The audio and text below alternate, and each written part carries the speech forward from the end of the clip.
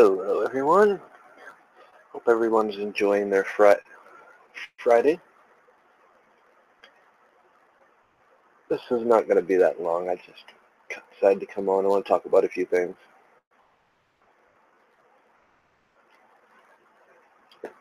Some of the things that we see going on right now. Plus a few of the things I've seen going on some of the social media platforms. We seem to see this.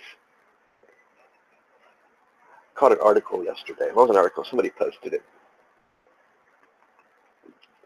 about how Generation X dropped the ball. They're putting the blame on. So basically they were saying, get used to these 24-year-olds, Generation Z and Y, which is the millennials. Get used to them being vocal and talking about things, but yet,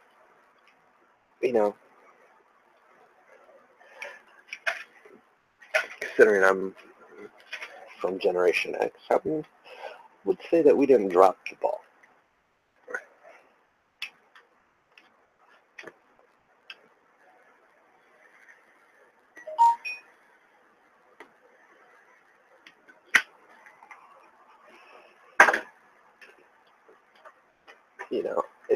It just seems to be one group of people. They're just trying to find their place. And they're jumping from label to label, ideology to ideology. And what they don't realize, never fails. Go start a broadcast and the dogs want to go nuts.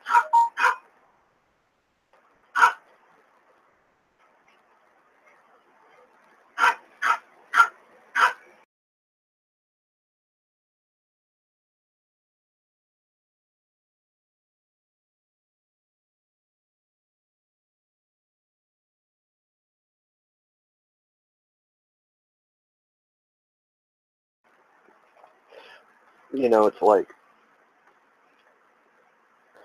they don't realize that, I talked about it yesterday in the video I did. They've been brought up and educated, but yet they're missing the history. A lot of the history that my generation was taught and the previous generations is no longer taught in our schools. So now they're missing that part of history. But they're missing the part where, we did stand up for things. My generation, we loved sticking it to the man. That was one of our favorite slogans. No fear, stick it to the man, live life. We lived life a little bit too much sometimes, I'll agree there, but, what we're seeing unfold today, can't blame that on any generation. We're not the ones that passed the laws for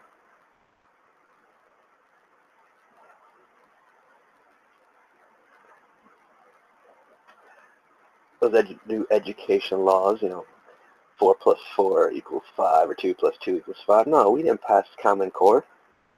We opposed it. But we're also the generation that realized that, shit, we have to work our butts off so we can provide for our kids, and it's gotten far less worse. Our generation, we worked, which, nothing wrong with working. It builds character. It shows that you can provide. I know for one, I was no 26-year-old living in my parents' house for free or going to college on my parents' dime. Everything I've worked for, owned, or I've had to work for. Well, my very first car I paid for. I had 2 cars before I even got my dad even co-signed on a loan for me that I had worked and paid for. The truck that I now own, I didn't get a loan for it. I worked for it and saved and bought it.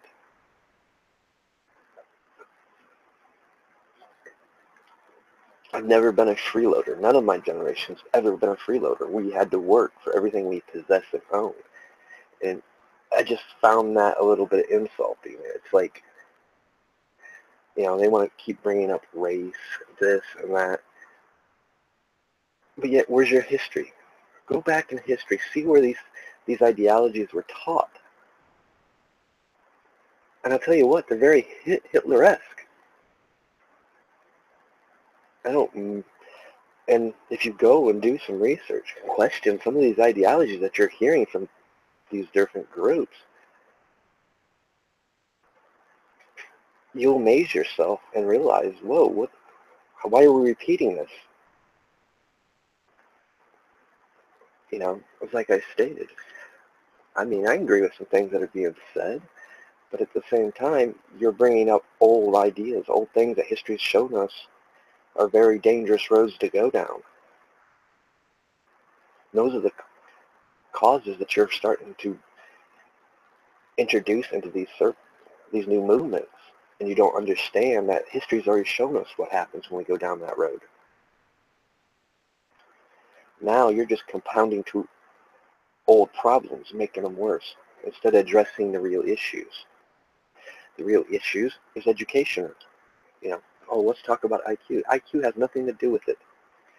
Let me ask you something about IQ. How come I know people that can't read and write, but yet can do a machinist job better than a person that went to college and was trained to do it, and supposedly has a higher IQ because he's got a college degree to do that job. He was trained to do that job. How is it the person that can't read or write, can barely do math, can do that job better than somebody educated? So don't tell me about IQ. IQs don't mean nothing.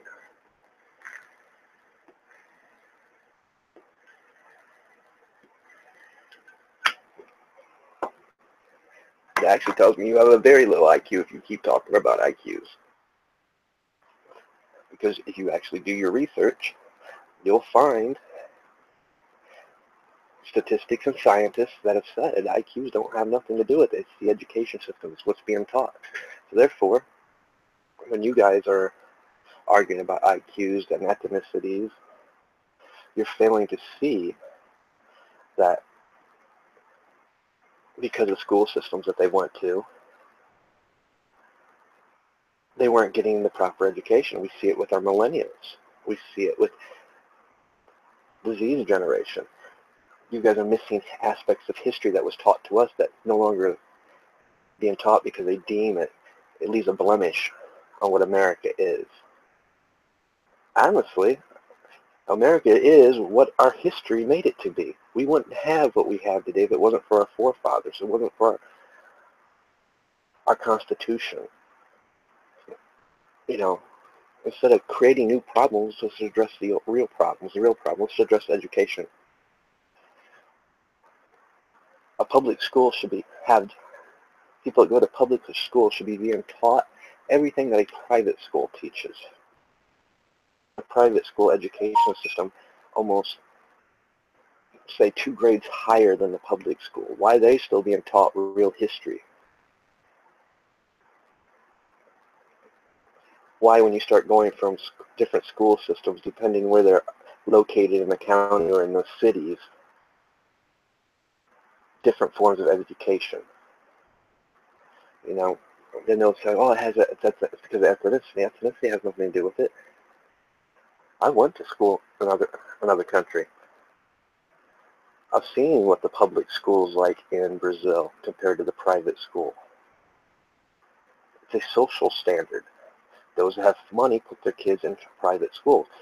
In the private school systems, those kids, percent of the kids in the private schools come out to be doctors, lawyers, dentists, businessmen, politicians, architects. But while the public school, they barely can read and write by the time they graduate, if they even go to school. At least here in the United States, you have to go to school until, you're old enough to drop out, or you can convince your parents to sign you out. So the IQ thing, that's a myth. It's a joke.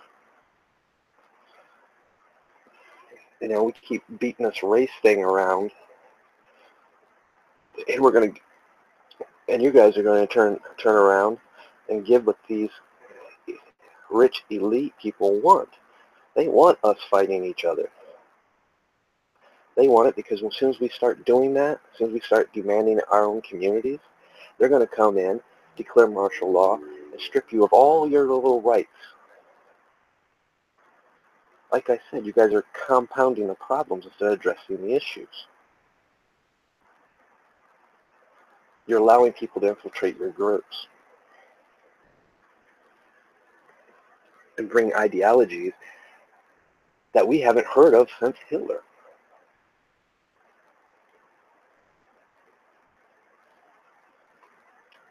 I don't get why this young generation is thinking in these terms, this way. How have they been? Well, I do get it. It's simple. And this is why they blame us. Because, you know, us would be their parents. Which, you know, lucky I don't have no kids. I'm not married, so. But then again, if I was, it wouldn't be that way because, one, they wouldn't be being taught in these public school systems. Either I'd be homeschooling or I'd be making sure they were in a private school, and I'd be making sure I'm looking over their work. I would find the time. That's the problem. We don't have the time because we got to work so hard. Some of us work 2 jobs just to make sure we can put clothes on our kids, make sure there's food on the table, and pay for the medical bills. And we're barely getting by on that. So before you go blaming a generation, know your history of how things have transpired thus far. Don't listen to these people and those labels that you're starting to cling to. Because a lot of these labels, they were great movements until they got infiltrated. With these people being paid to support these ideologies, turn them. Why? Because, well, they understand. A lot of these 2 new generations haven't had the education, and they're missing the history behind all those things. You know, live life. You're young. Find the causes that are good, but don't jump to a cause because you think it's trending. It's what it's be. Do the research. Question everything you hear. Or don't and just be followers. Then 10 years from now, reality will set in and you'll see the error of your ways.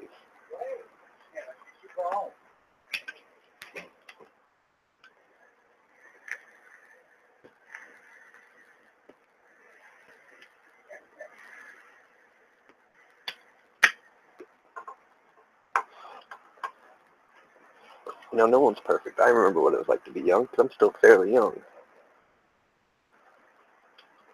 But I've lived life. You know, I'm old enough now. I've got experience. And I was lucky. I was awake earlier than most of my generation. Realizing these things, seeing these things. Why? Because the way I was brought up and raised, I was taught to observe things, watch, question. Don't take nothing for granted.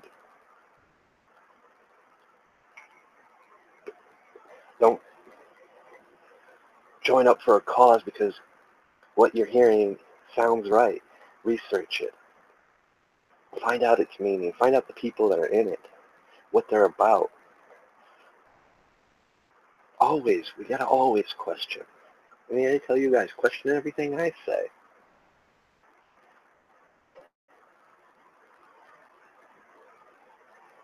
Because it's important.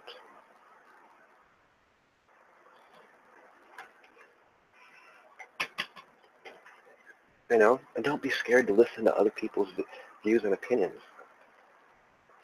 But also know at certain times when it just gets too much and don't be afraid to tune them out. Walk away. Take a break. You know,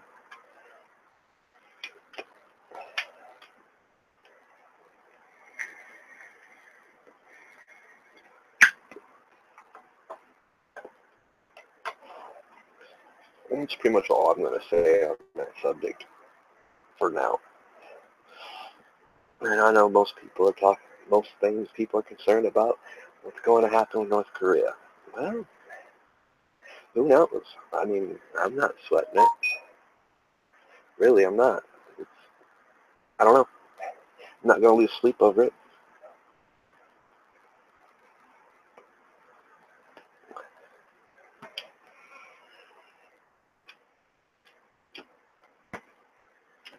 I mean, some people might be.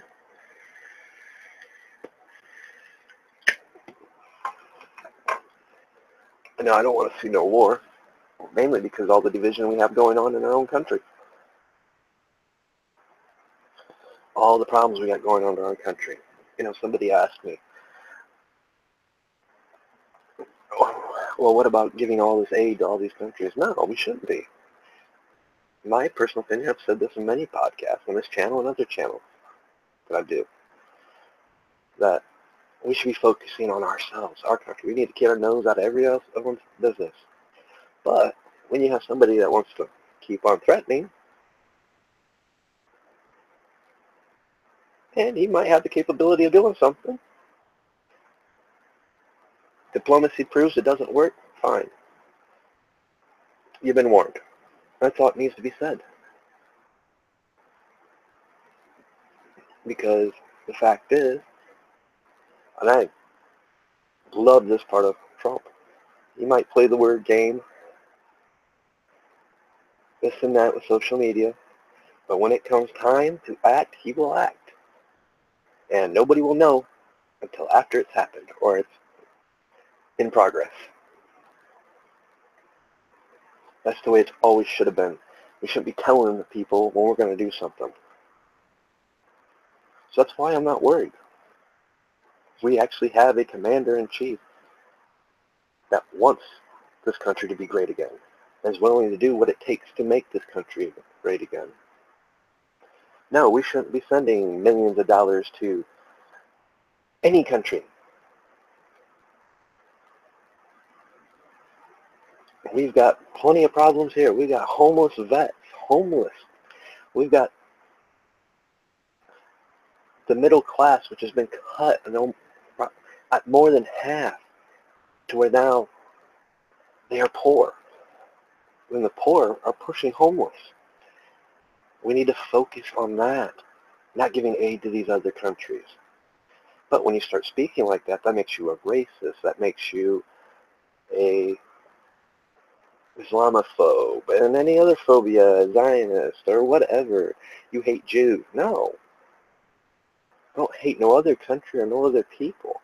I want to see my country. I live here. I'm an American. I want to see this place prosper. How are we going to make it prosper? Well, cutting ties to some of these countries, getting our nose out of people's business. I want to say make it our business.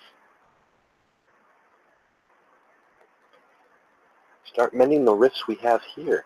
I mean, we still are a country that is so divided. We have states opposing our president, opposing our Congress, opposing our Supreme Court.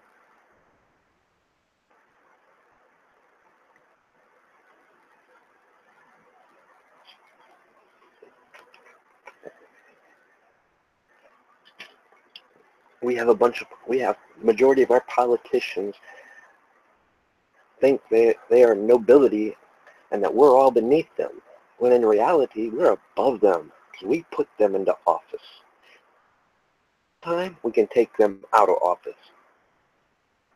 And we need to start looking to our communities. We can't do that when we're divided. We need to mend the fences, looking to our communities, find the leaders in our communities that support our constitutions, our Bill of Rights, that knows what this country needs to be great again. We don't need to be talking about racism, sexism.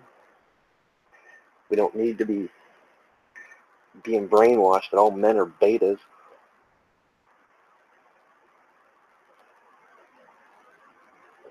We don't need to be brainwashed that, well, we just need to segregate everything. No. You know where all that ideology is from? Study your history. Go relearn your history. World history. Because I tell you what, if we were ever to have a civil war here in the United States, it will be far worse than any world war or civil war we've ever had.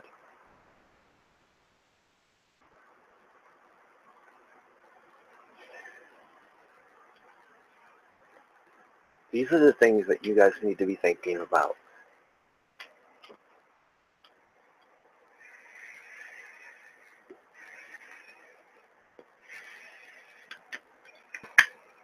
How do we make the changes to improve things? Well, first we need to start with our education system. We need to make it so our public schools are just as good as our private schools. When you start doing that, IQ levels go up, and it doesn't matter your color or ethnicity. Start making sure our history is taught the way our history was written, not the parts that are removed. The stuff that's been removed needs to be put back into it. So our future generations aren't repeating the mistakes our forefathers and other generations have made. Don't blame it on people's IQs or their ethnicity. It's because the leaders we put in power don't want people to be educated. They don't want but a small percentage to exceed from that social class. It has nothing to do about ethnicity.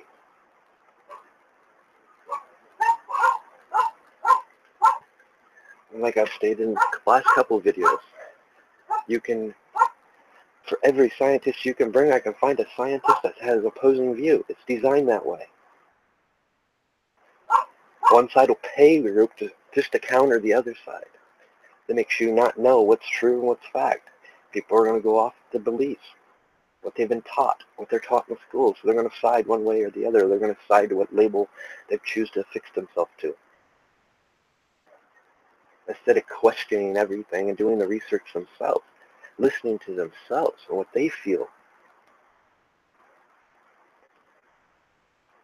and not being scared to later maybe revisit it and like once you've learned a bit more and lived a bit more and re-question it. We're supposed to always be questioning everything we take in, everything we do. It's a never-ending process. You know, don't mistake a male because he was being respectful, kind, courteous as weakness. That don't make him a beta. It makes him actually very wise.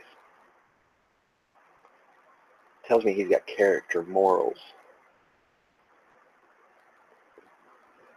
A true makings of an alpha. And don't mistake the fact that an alpha is not a follower.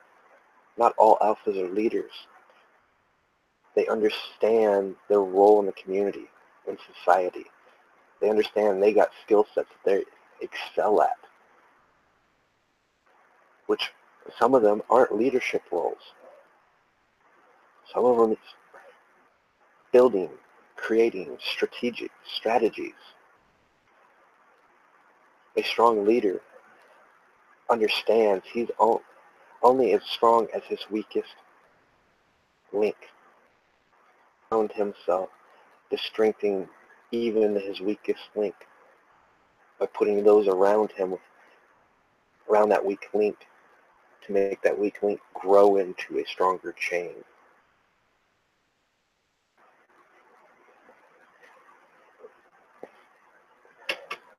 You know, I'm not going to ever really talk much about relationships, because quite frankly, I suck at them.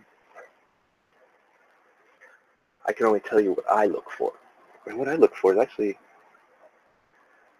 much different than myself. I look for somebody I can communicate, somebody that fills in my weaknesses, that be their strengths. My weaknesses are their strengths. But communication is important. Being able to talk about anything and everything, no matter what it is. Knowing that you're not always going to agree with your partner, but the ability to listen to and support them even when you don't agree with them doesn't make you a beta. It makes you both alphas. Look throughout history.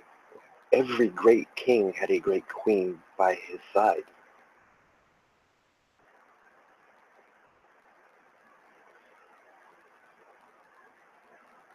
We blow a bunch of stuff out of proportion so much. We allow it to happen when it comes to diversity, equality. We're all supposed to be equal. We should be treating each other as equal.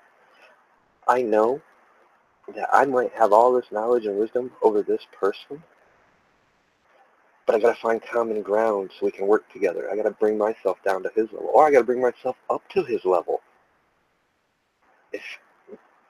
Because, there is types out there that are egotistic and they won't come down to your level. So you got to work up to that level.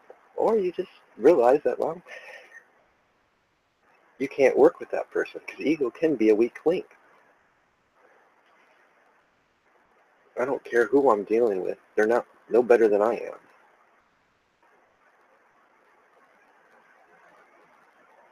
They might actually be better in certain areas, which I'd be a fool not to recognize that. But if you can't find common ground, you can't work together. You can't build on structures. You can't build on the problems that we face. You can't fix them because you can't find common ground. And we allow all these different types of labels to interweave and divide us.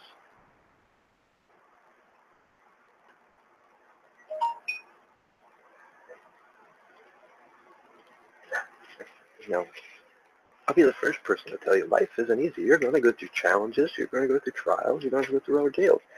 Some of us are going to go through some major crucibles.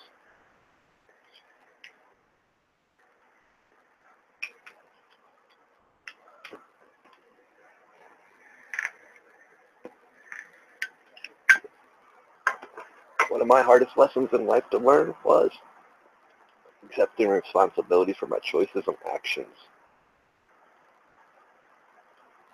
I can't play the blame game.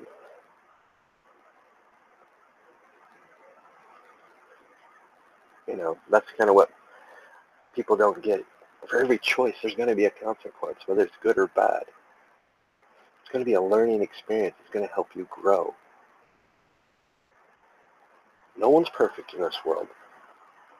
We're all going to make mistakes. The idea is not to repeat those mistakes. Learn from them. That's why history is so important. So when they stop teaching our younger generations the histories that we've learned, I don't blame them for not knowing any better, not knowing that some of their ideologies are following really borderline on Hitler-esque ideologies. Because they don't know any better. That part's no longer taught in school. So how do we fix that? We fix our school systems. How do we fix our other problems? Well, we fix our working structures. Everybody wants to enjoy their pay that they get. Well, raising minimum wage isn't going to fix the problem. Why? Because there's no laws in place to stop the corporations from raising the prices of the commodities to match the increase of minimum wage. They need to be able to make money, I agree. Put a stipulation that they can only increase the pay rate, increase an item's cost a few percent. They're making money, we're keeping money. Because another thing people don't realize, when you jump the price, increase the minimum wage, what happens?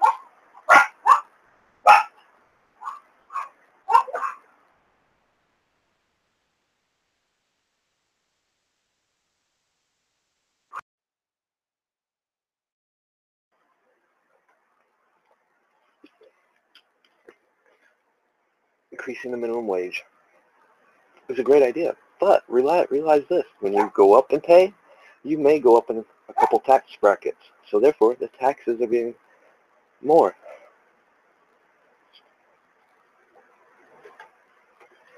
Hello, Pam. Welcome.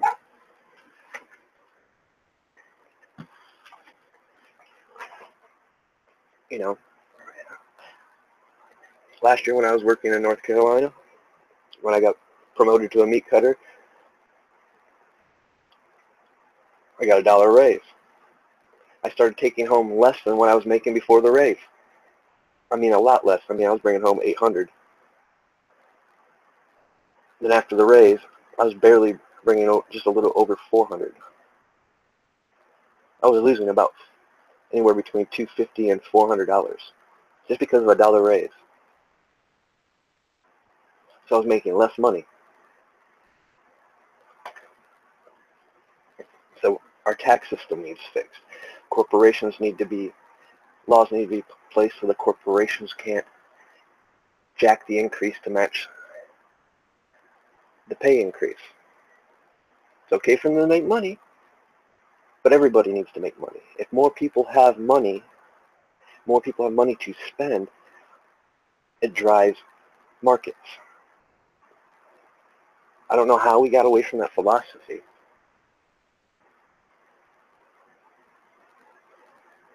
But that philosophy did work. When people had money, they were buying. They could afford to take vacations. Everybody was making money. All of a sudden, start raising pay, minimum wage starts going up.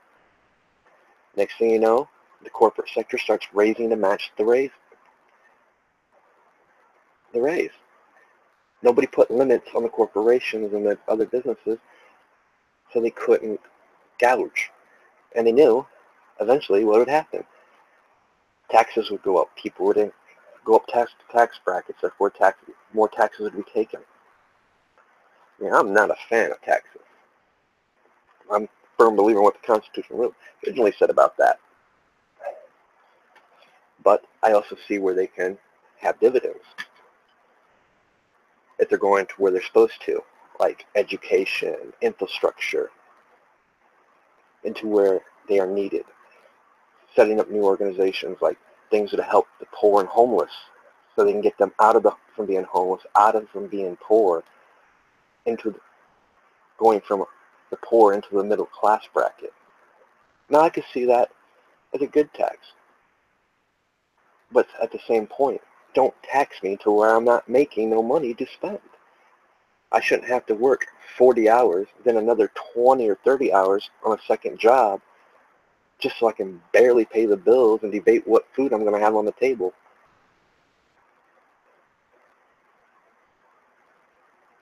You know? So there's these are the issues we need to address. Not just in ourselves, but within our communities. Find the people that understand these things, that's lived their life, that's worked.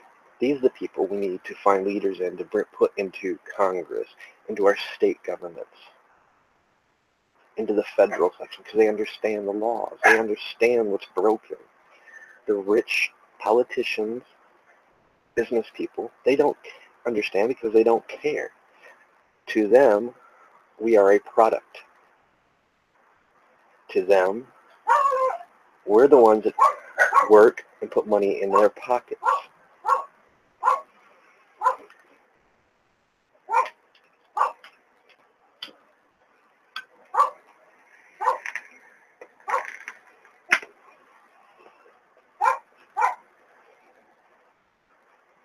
Oh, I agree, Pam.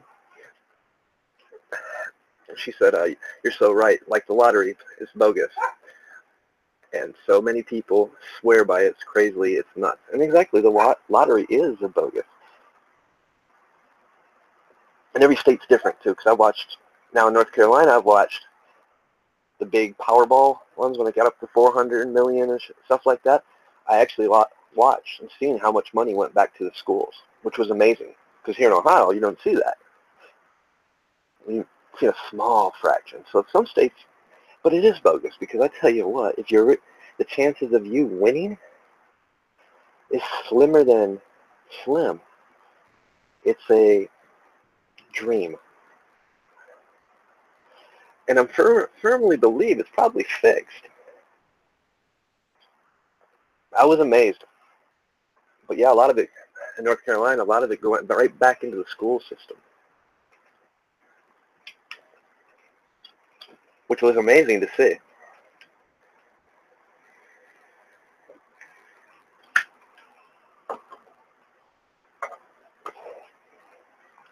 But at the same time, how many people can actually really afford to play the lotto? I mean, really people sacrifice just to buy a lotto ticket anymore, just hoping that they can be that lucky person and get out of the class that they're in and actually enjoy life with it. People fail to realize when you do hit it, wow, they're going to tax the hell out of you. And you're going to jump so many tax brackets, it's going to be like you didn't win the lotto. Which is another part why it is fixed. And I also think it's fixed so that people that really deserve it will never really win it. But that's my opinion on that one.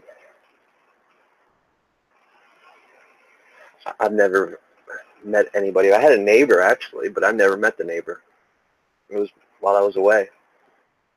But we had a neighbor that hit it. He built this whole place. Guess what? Place is up for sale. Dude's broke. First person to admit, well, jumped up all those tax brackets by 3 or 4 years. The taxes he was paying, all the stuff he bought, the big house, big property, paying the taxes on that. There went the money to where he had to sell everything.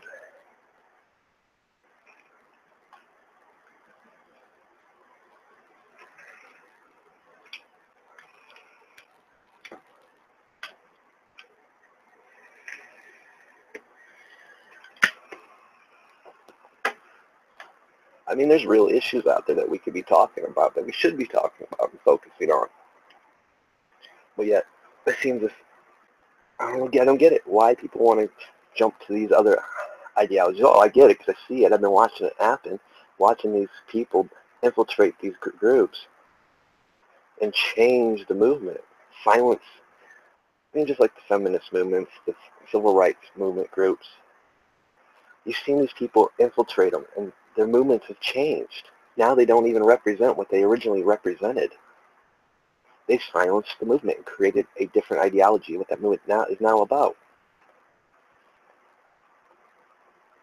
I mean, what the hell? How could this happen? It wouldn't happen with my generation or the older generations. We'd never stood for it. But we grow up. We get wiser as we grow. We learn. And sometimes we see that these movements, we've achieved the things that we wanted to achieve. So we pass the torch on. Not realizing that they knew we were going to do this. All planned, drip, drip, by drip, yep.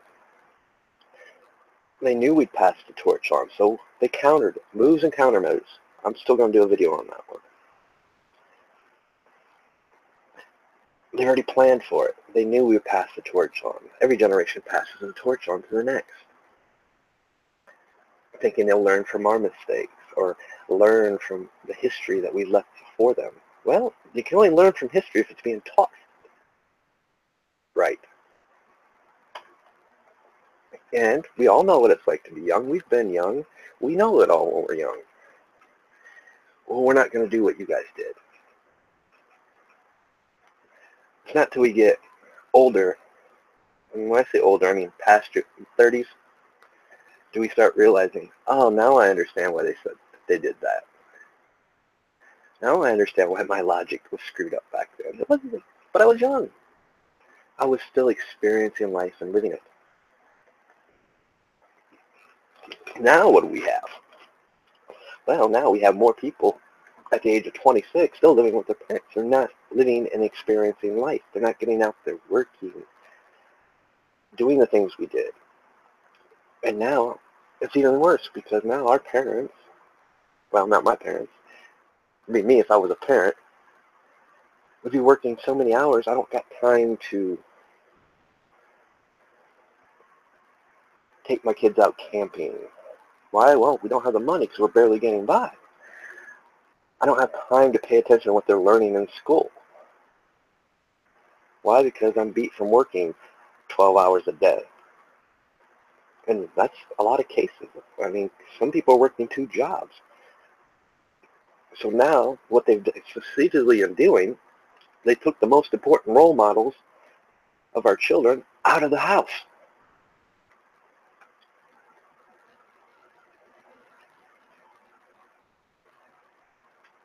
Yes, Pam, you're very right. They're definitely controlling more and more with hard chemtrails, 5G, next-gen towers, and the list goes on. Our babysitters have become social media. Social media has become their role models. Why do you think the transgender thing is so popular amongst the young people? You know, honestly, to be truthful, for the longest time, if you talk about cosplay, people would look at you very funny. And essentially, that's what a lot of this trans movement is. It's a bunch of cosplay. Except for that would be in more of your BDSM niche and porn niche. It was taboo. Now, mainstream. It's okay to be something else. It's okay to play something else. No.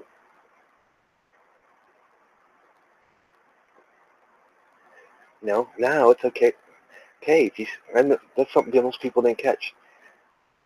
Start paying attention to words that start getting repeated over and over. It starts getting popularized in the media. Why? They do it to dull you down to it. You keep hearing it, you become numb to it. So therefore, it's kind of like a programming and brainwashing type thing. They want you to be numb to it. So when they start passing laws and changing laws like they did, luckily, it didn't go over too well because a bunch of people stood up when they wanted to put transgender bathrooms, make it universal. No. Hell no. I don't have kids, but if I had kids, hell no. Too many pedophiles and pervs out there.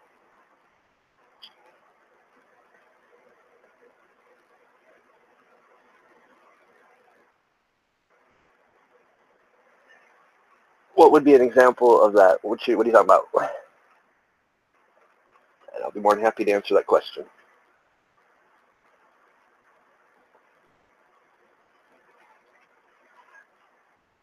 You know, and truthfully, and yeah, they did. They rammed it down everyone's throat. Now you go anywhere on social media, it's just common, and you can watch the trend. That's why I have said something trending. It's okay. I'm patient. I got time. And like I said, I'm more than willing to slow down and answer these questions when you pop them up.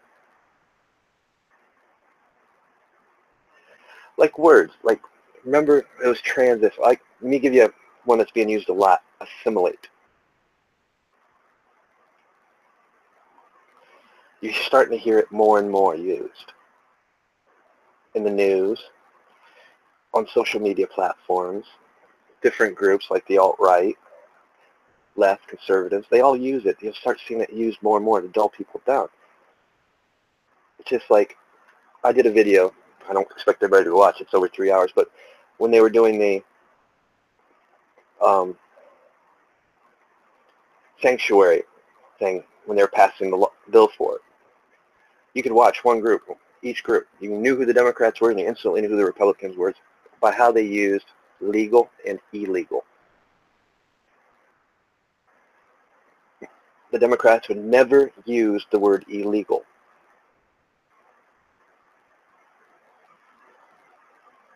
They kept on repeating legal, legal. And most people would listen to it. Yeah, you're right.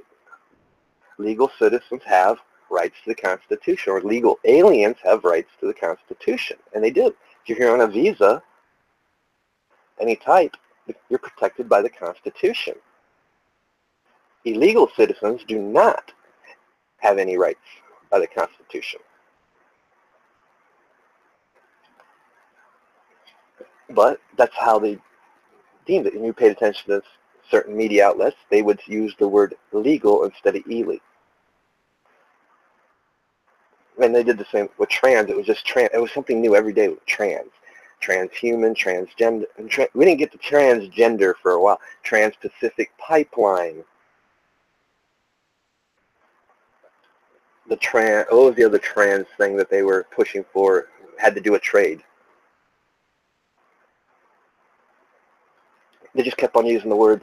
It dulls you down. You become immune to it, in a sense. So when they, out of nowhere, come in with a bill for transgender that they slipped into things,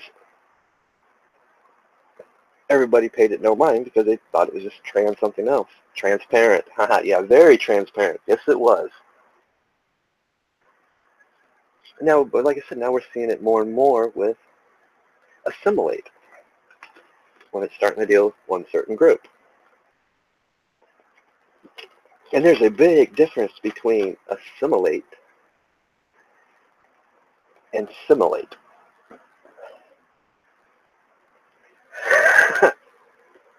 Uh-huh. It does make you think on that one, doesn't it? Because now I've seen, depends on your media platforms you're on, but even on Twitter, I've seen it on Facebook, Twitter, the Minds even, a bunch of platforms, even a couple news outlets. What, males having babies. Well, obviously it's not a male, and they call them what? Transparent. A transparent gave birth. Well, I mean, kind of looked like a man. Yeah, see?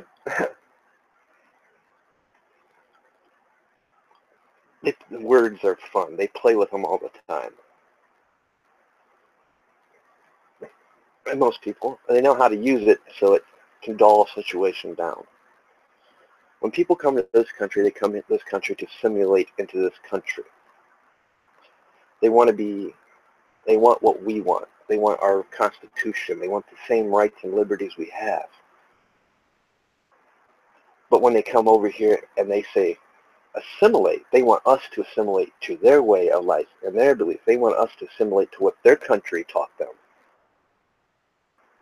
Yeah, legalize. Legalese.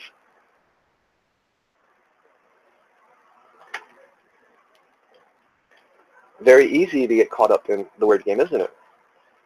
With all the pushing for legalizing weed for recreational use and medical use.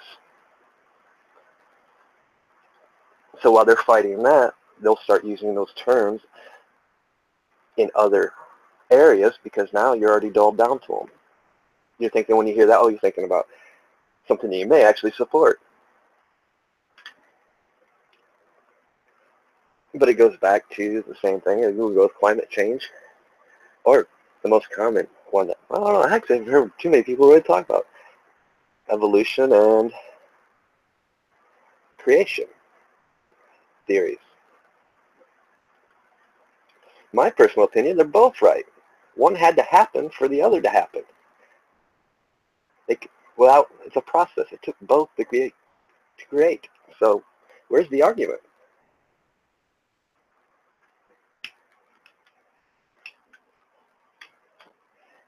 They don't like that one.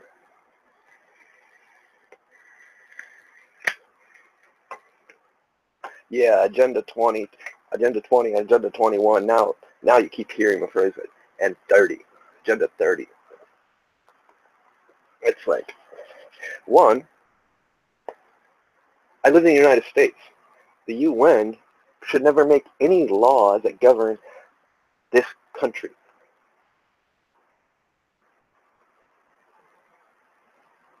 But yet we have states that allow the UN to bring their propaganda, bring their laws, which violates our Constitution. They push these very same issues with the UN Agendas 20, 21, and 30 in our school systems.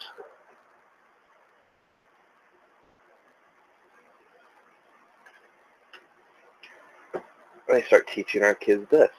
Just like they're teaching our young generation that it's okay to oppose their government and our Supreme Court and our president. There's nothing wrong with opposing our governments when they're wrong, when they're doing stuff illegal. But when a state rises up and say, we're not going to follow you, we're not going to adhere to the laws that you passed. Common Core, the worst thing to happen to our country ever. It forever changed our education system. It allowed them to strip history out of our education. You know, the last person that stripped history and burned, we called it book burning. Hitler did it. He was the last person to do it. Now they're just doing it and calling it a different thing. They're calling it Common Core. removing history, removing monuments. That's part of our history. No matter how ugly it may have been, that history right there is an example for us never to repeat that. So now they're removing it so they can repeat it because it's no longer there.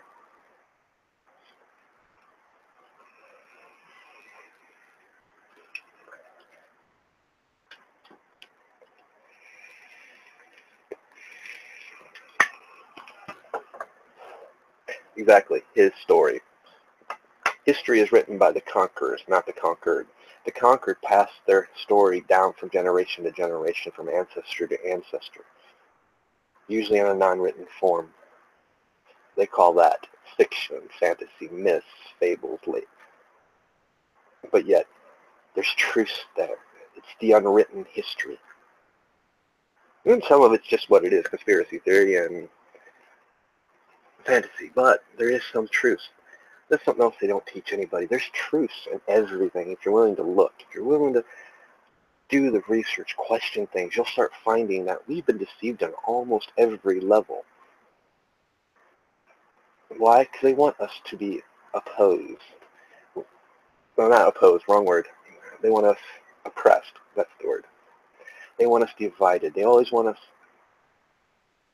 answering to a group of people. That's why I did the video. Do we still live in a caste system? Very much so. We just don't call it kings, queens, and nobles anymore.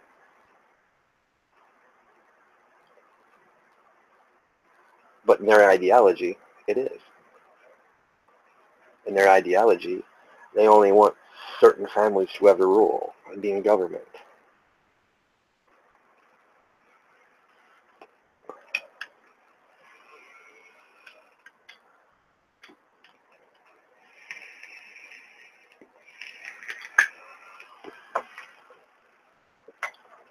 I've traced my ancestry on my dad's side comes from a signer of the Constitution.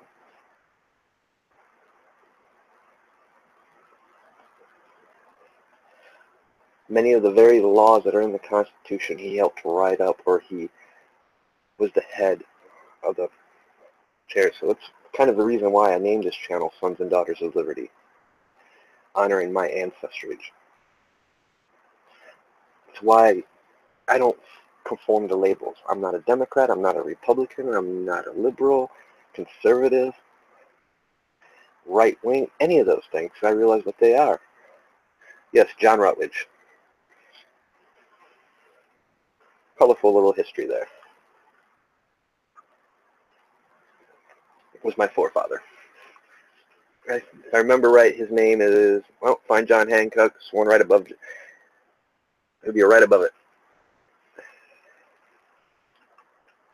Because what are those labels for? They're meant to divide.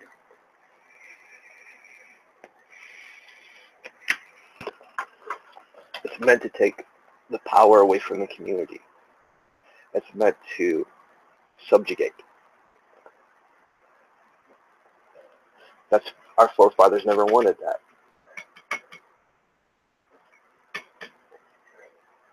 They wanted us to be free thinkers, free men. They wanted us to, politician, they wanted us to have that ability to be a politician. My forefather got something wrong, though.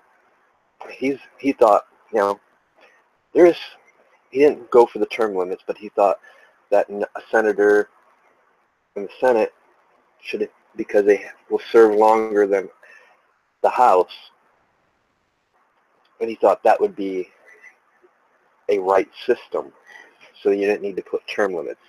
He made a mistake there, as history has shown, because now we just got career politicians that never change, so we have the same ideology, the same groups of people, always making the laws.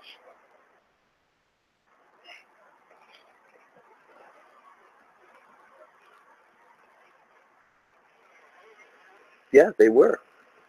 I mean, because that's something else people, they talk about slavery. When they say blacks were only slavery, they forget that a lot of the families that came over here couldn't afford to come over here, so some of the rich plantation owners, it was called indentured servitude, given the money and shipped over here, but they had to work as slaves on plantations. So you had white slaves. You had a mix of slaves until they paid. The only difference is once they paid their debt back, they were free men and women, which left the colors as being slaves. But people forget that. That's a little more darker spots on our history.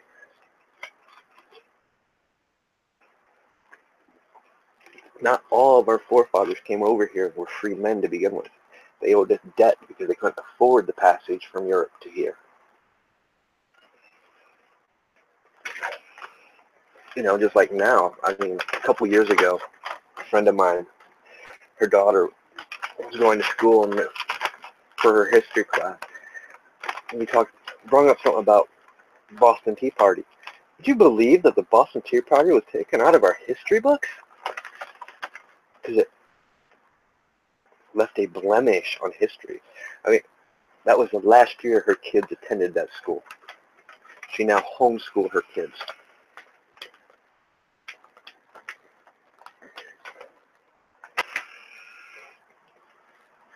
Taxation without representation. Now we can see why Obamacare was so easily passed. Because that was taxation without representation.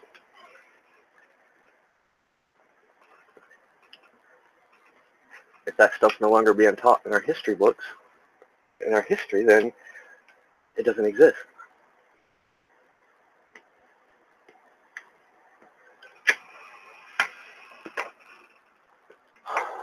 Yeah, her 10-year-old daughter, at the time, it was a couple years ago, like I said. It was about 3 or 4 years ago, matter of fact. She was still living in California. But, yeah, for like an hour, me and her argued with her daughter about the Tea Party. We even showed her things on the internet, the history of it, and she wouldn't believe it because she was, and we do. We tell our kids. I know I was told, and I've seen heard my brother tell his kids. They're his kids, you know, pay attention to what you're told in school. Listen. You're being taught. What they're telling you is true. Right. Well, come to find out, the little 10-year-old used our very own words against us and said, well, you tell me to listen. What they say is true. What you're telling me is a lie. And it was like, oh. You know, nothing like having your words thrown back in your face.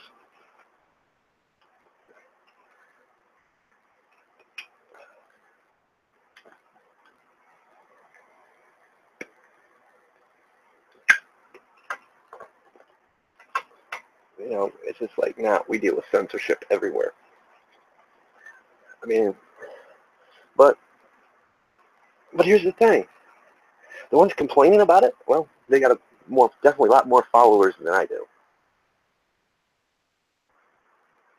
So, yeah, they're going to have people that's going to report them every time they open their mouth. That's the problem. People are scared of change. When somebody changes, they don't realize, oh, maybe they learned something that made them change their ideologies. Maybe they realized their ideologies were wrong.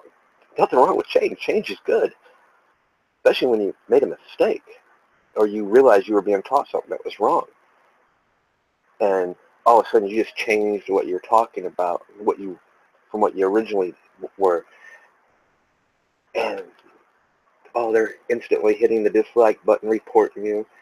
So sometimes having 10,000 followers is not a good thing. But here's the other thing. A lot of them, they monetize their videos. Well, when you start talking about the subjects that I talk about and they talk about, yeah, that stuff's really, even I will admit, that's not ad-friendly. Why? Because it goes against what most corporations, then it goes against the norm, their ideal of the norm. It's not my ideal of the norm. And therefore, I'm creating controversy. So therefore, I'm going to hurt somebody that wants to put an ad on my thing. So demonetize your channel. I mean, I haven't had a problem. But then again, I don't have all the followers a lot of people have. And no, be smart. Learn from a chess master. Always think moves ahead. When they come with something, be able to change and adapt.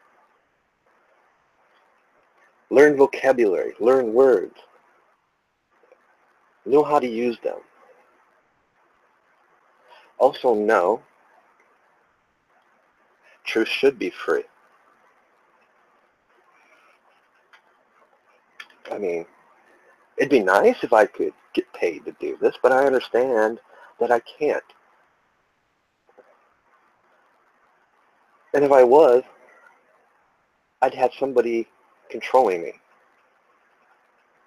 threaten to take away that money if I keep talking the way I'm talking or using words I'm using. No. You can keep your money. If your money means I can't have free speech, I don't want it.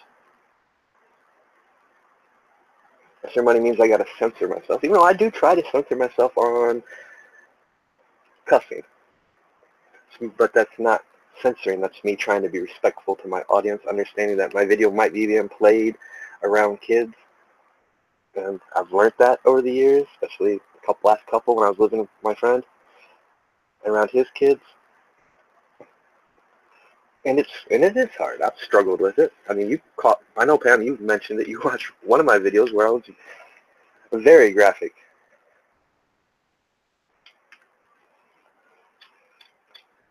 But I learned lessons from that, too.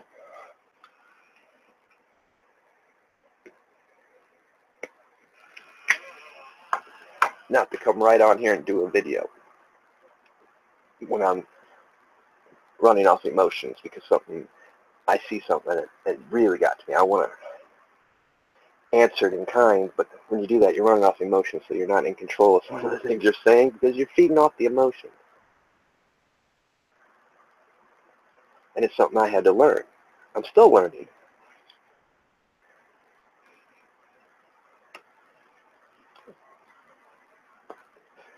I mean, this is doing pretty good at it considering early in the video, the stuff I was talking about earlier. That was from last night, I think, when I first came across that. I'm talking about IQ and just how it was stupid.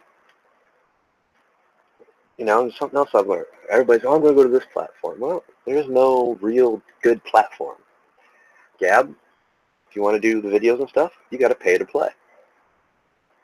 Almost every platform. So, you know, I respect YouTube for the fact that they haven't made us pay to do this. All I had to do was give my phone number so they could call and make sure I was a real person to verify my account. Never asked me to pay to be able to live stream for longer than 15 minutes. But I understand if I go to monetize things, then I am responsible for their TOS, their terms of service, which is subject to change without notice. It's written in every TOS I've ever encountered. I've been doing this for a long time, not the video thing, but I've been on websites, created my websites, designed a few, and it was this social experience was happening on older, not known websites like Ming, where they'd come in and start censoring your content. It was all practice for what we're seeing now. But really, nobody else knew it because they weren't site owners. They weren't the creators. They didn't deal with the back-end stuff.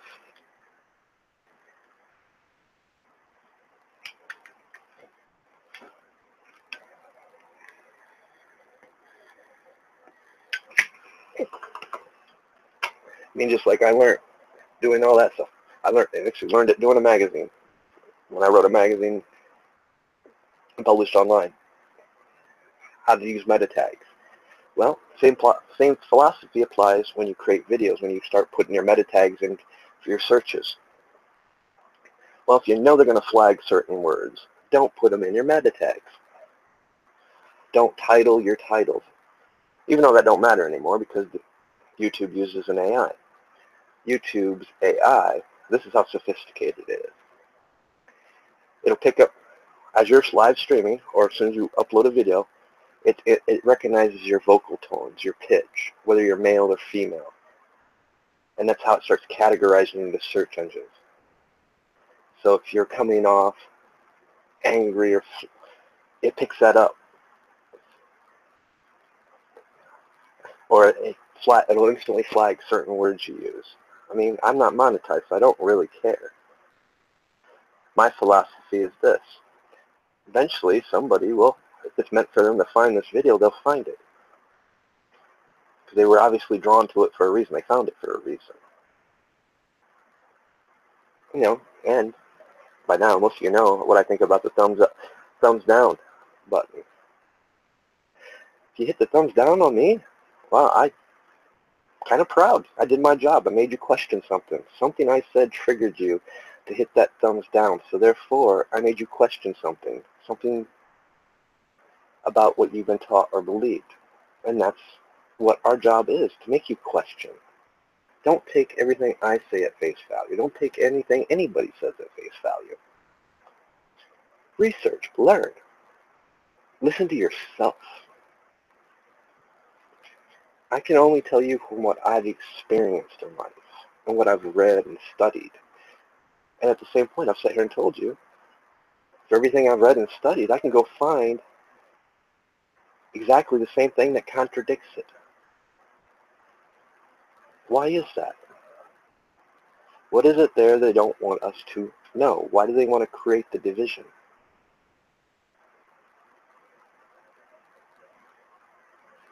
And that's exactly what it is. They want us divided. They want us arguing with each other. Because when we're doing those things, so caught up into it, we don't pay attention when they make slide things or over us or around us. And they pass laws and don't talk about it because we're too busy arguing about this subject, and they slid about 4 other things into this law that doesn't even have a part of that law. You know, just like I said about trending.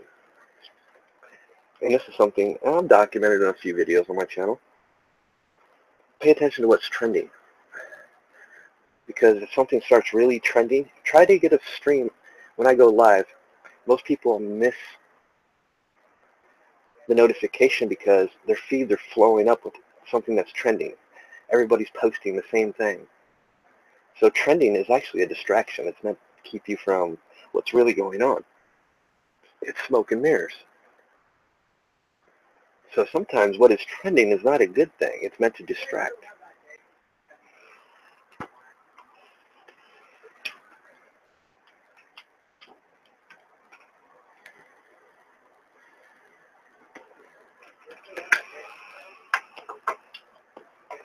Because I'm the first one to admit right now, what you can do on YouTube, what you can find on YouTube, you can't find that on no other platform. I can come to YouTube, learn whatever trade skill I want to learn, whether it be computer graphics, how to build a website, how to code, welding, how to build something. There's professors that actually put their college lectures and courses on here. Yes, they want cause confusion. So what they end up doing is when they start building up this censorship stuff and everybody starts going about it, wanting to leave, they don't realize what they're leaving. I mean, I'm not defending what YouTube and Google and all them do. I'm against what they're doing. But we also got to realize there ain't nothing else out there that offers us this until it comes about. And this is basically what I was told. What most people don't know. I had created my own platform. I had somebody that backed me and was paying for it. Because we wanted it off me. We wanted our own place, and our own rules. So we did. I created it using open source software.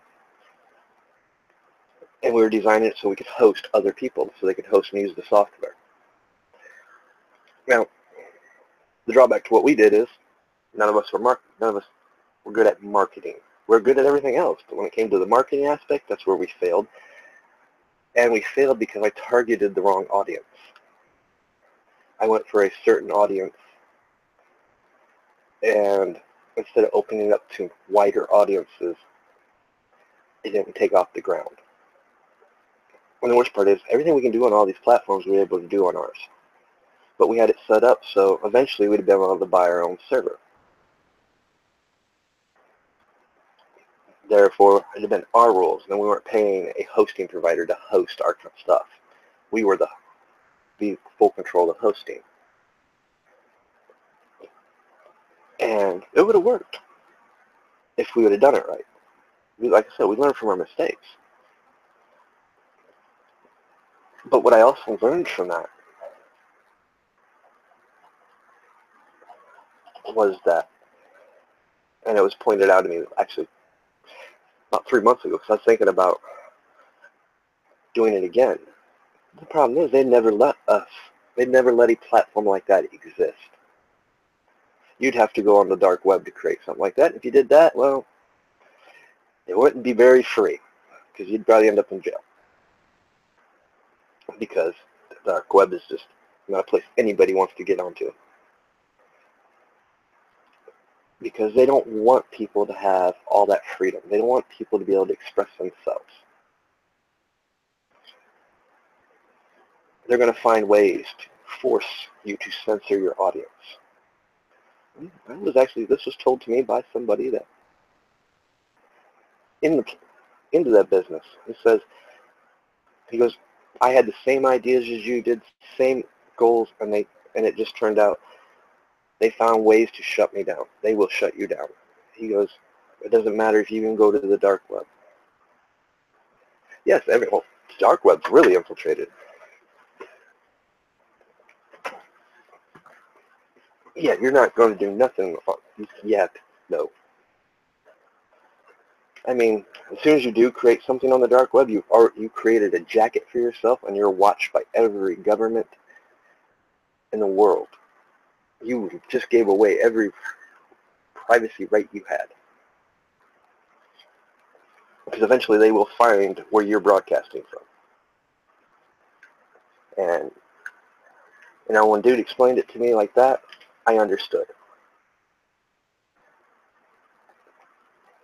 They don't want us to be like that. So, it's like I said, I'll join these platforms. I'll put my content up. Because if you shut me down from one, it's there. And we all remember what the original saying was about the internet. Once it's on the net, it can never be removed or taken down. It's forever on the net. So eventually somebody's going to stumble across something I've done, an article I've written or published. They might find even some poetry that I've written that's about on certain sites. They're always going to find these videos. These videos, once they're on, somebody's downloaded them. Somebody might have liked it and downloaded it, so they've got it saved on their computer. They'll eventually share it with somebody else. Once it's out there, it's forever out there. So yeah, you can delete my stuff. You can try to censor me. It's already out there.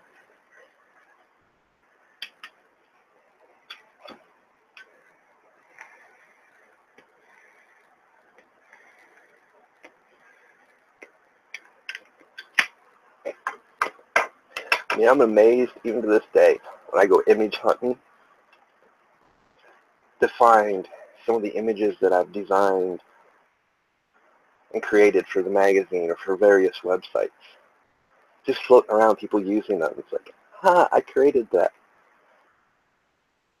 Well, I don't patent it. It's intellectual property. You can't really protect it. I mean, there's sites like DeviantArt, which I have an account for, where you can post stuff and get somewhat of a copyright on them, but I don't charge. It's free source. Go ahead and use it. So you leave your mark on places. You said, just like doing these videos, everybody's gonna agree with things I say. I hope not, but they're gonna hear it, and later down the road, they might realize, whoa, dude was right. start questioning more things. They might even come back to the video. That's the other misinterpretation. Everybody learns at a different level. Everybody grows at a different level. You know, most people don't change until they reach that point where they realize they have to,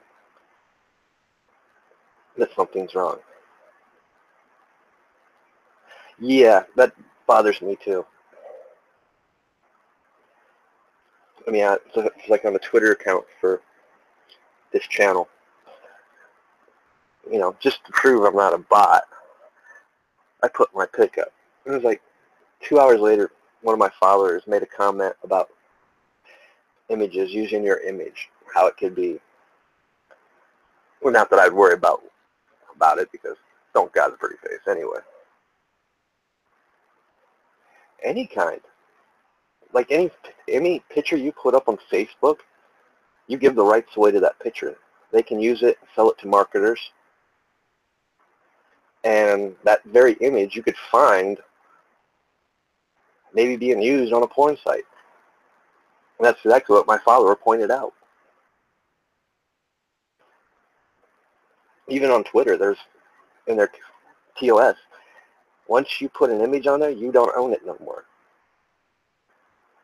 They own it. It's like that on every website. And what they do, they get paid to use other people's stuff. Stuff that you put on there, they're getting paid to sell it to somebody else, to market it, or to use somewhere else.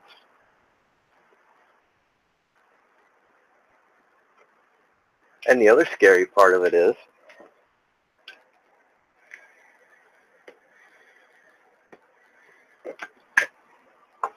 going back to the AI thing, here's how sophisticated Facebook's AI is. I went to upload an image, family picture. It's pretty much what all my Facebook account is, because I definitely don't have this channel in here. I got banned 3 times this year from Facebook for 30 days each time for sharing a video from this channel to Facebook. But I went to put a picture up, and it already started tagging people that were in the picture. It knew who they were already. That's called facial recognition, being used on Facebook. Recognizing the people in my friends list, and a couple I wasn't even friends with, and it tagged them, but they're on Facebook, and they had their images, their facial recognition, so it automatically started tagging the people in the photo. Because I don't tag nobody in my pictures. In fact, I very seldom post pictures.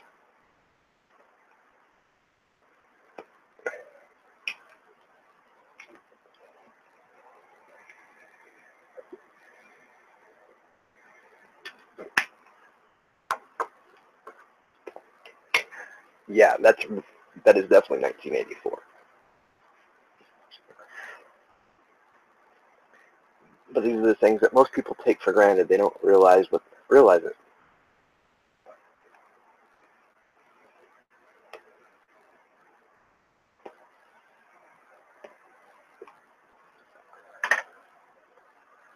You know, just like a couple weeks ago, I don't know, about a month ago, my dad went for his diabetes because he got diabetes. So he went to the doctor.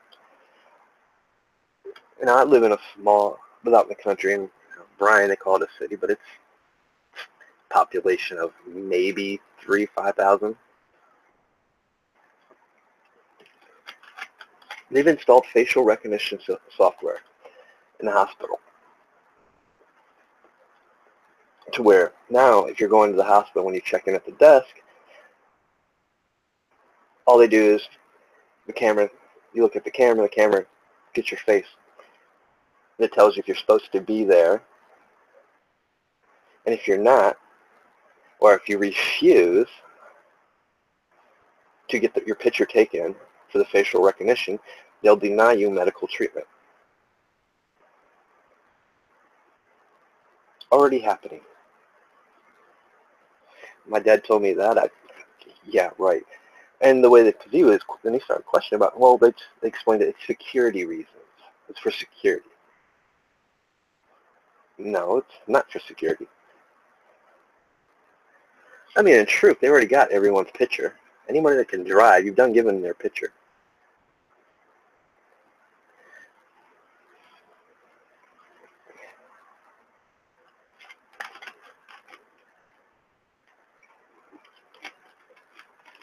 But you haven't given, the trick is you haven't given consent yet. But as I've learned, even when you start going to DMV, start reading everything you're signing, even everything. Because as of the 22nd, I'm actually losing my driver's license because the vehicle that I own is broke down, so I dropped the insurance on it. I live in a state where they do random checks. Well, come to find out, because I didn't cancel my plates, because here in Ohio, you don't have to cancel your plates. I can take the plates from my truck and transfer it to my car if I have a car. So you can pretty much keep the plates you have. And it's, goes to whatever vehicle you may be driving. And I've always had insurance. But when vehicles break down, I'm not going to pay for a vehicle that's setting. Well, come to find out, in Ohio, I read the laws after the fact, researched everything, because, there's like, well, if you can prove your vehicle's broken down, so I started calling the garages around here, see if I can take it in, so they could say is undrivable. Come to find out, they don't honor that part. They say it must be proven that as of 30 days from the notice that it can't be driven, and mechanics can't prove when the car broke down if it was in that 30 days or not. So therefore, they don't honor the part. And it says either or, but they ignore the or, so I brought that up to them. Oh, no, if you I'm like, I just got 50 mechanics that told me every time they've done that, you've denied the claim. Oh, we don't do that. I'm like, I've got 50 people on record that's willing to testify. And they hit you up, well, you can appeal it and take it to court. Well, I'm not working, so I can't afford to pay court costs, because you got to pay the court costs to appeal the action and take it in front of the court. So they get you there. So then they tell me, well, you can just take care of it. You got to wait till you get your third notice of suspension. Then you can just take care of it with the insurance company. And once you prove it, you get an FR bond, or like an SR bond, and your license will be reinstated. Well, I got my final notice for suspension on the 22nd of this month. Come to find out, I can't take care of it at the insurance company like they told me and a couple other people that questioned them on it. I got to go to the DMV and pay the reinstatement fee to have my license reinstated. Then I have to prove I have insurance, and for the next 3 years, I have to have high-risk insurance. And I don't have a single violation on my record. All because my vehicles broke down and I decided to cancel the insurance for a vehicle that I'm not driving. So now they're going to get me for not just 150 like they kept on saying. They're going to get me 150 plus probably another 150 for high-risk insurance at the minimum. So they're going to get me for $300 because I have to have insurance before I can get my license reinstated. Then I wanted to go cancel my plates that I didn't know I had to do. It's designed, they keep sliding these rules, and they don't even follow their own rules they make. Because it would have been just simple for a mechanic to look at it and say, yes, it's inoperable. But they don't honor that part, even though they say they do. But every mechanic I talked to said, no, every time we do that, they deny the claim. I mean, I called the Ford garage, a Chevy garage, a Dodge garage, or Chrysler garage. And they said the same thing. It's like, what the hell? You guys are running a scam. And the worst part is, I was shocked to find out how many people didn't know about that law. That to most people, when the car breaks down, they cancel the insurance and they let it set. until they get it fixed and go to drive it again.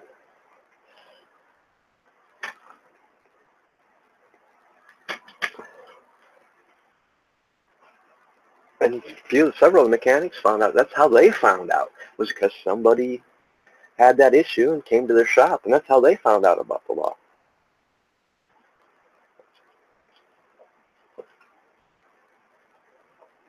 And sometimes, like I said, even going back and researching things, I mean, I did all that research, spent 2 days doing the research, reading the laws, for what? To find out that they're not even honoring the laws that are on the books.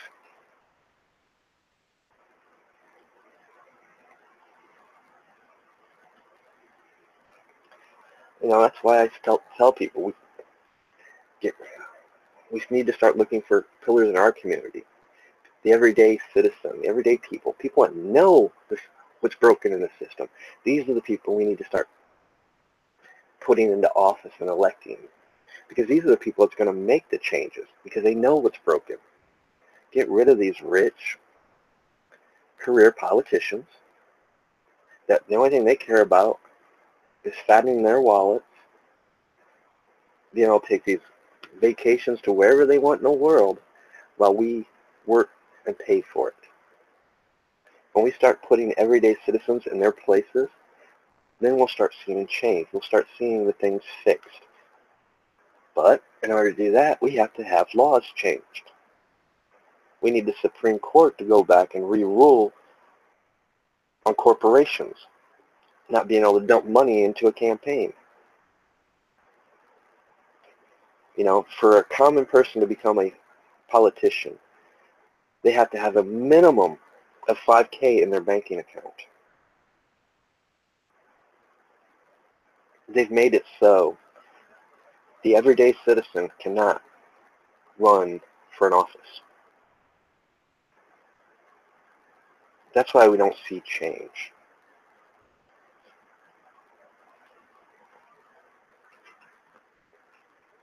And they know, most communities, they're struggling.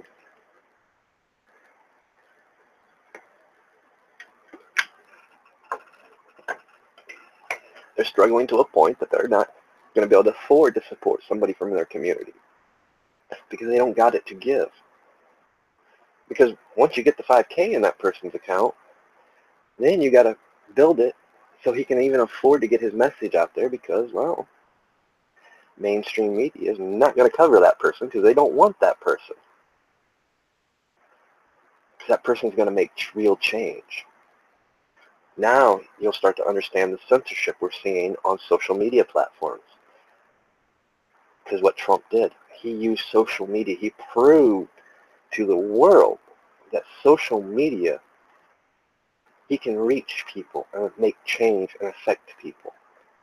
The people that he wouldn't normally be able to talk to. He didn't have to spend millions and billions of dollars on campaigns when he could just tweet on Twitter for free. So now they want to squash that movement. They don't want everyday citizens realizing, hey, now they can afford to play in politics.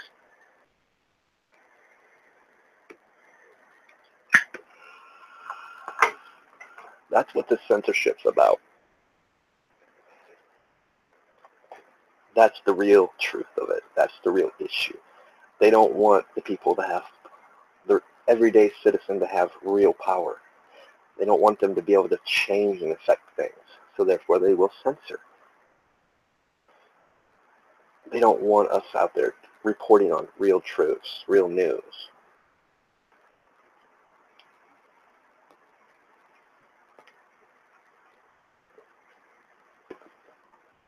They don't want us telling you real history that Common Core don't teach you, because in their eyes it puts a blemish on what America is. And that's the worst excuse I've ever heard for anything in my life, because I know what I was taught. America is what it is because of our history. It's rich. Our culture is rich. We've learned our lessons from the past. And now they want to take those lessons away from our younger generation, so they don't know. And therefore, if they don't know, look at the world before you. You see it. That's what happens when history is removed and taken away.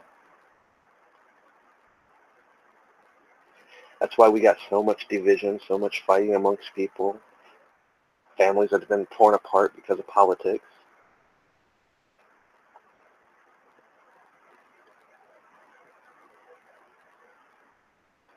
You know, it's just like I watched somebody's video today. She had to make a video explaining why she's made changes in the things she talks about, why her views and opinions have changed. She never have to make a video explaining that. She was talking about the hate mail that she received. So, you know, I felt the need to message her. And I messaged her. I told her, be proud. You're making people think and question. That's why you're getting the hate mail. That's why they're thumbs down in your videos. Because you triggered them. What do people fear most? They fear change. They fear the fact that they might be wrong on something.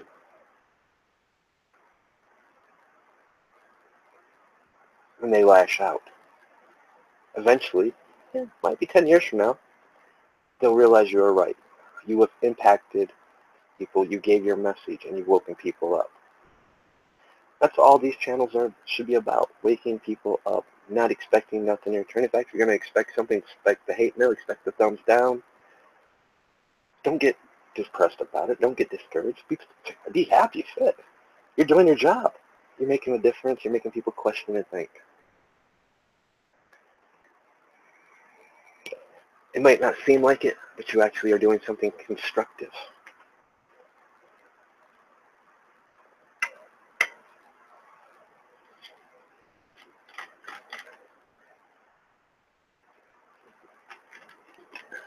But I am going to wrap up this video.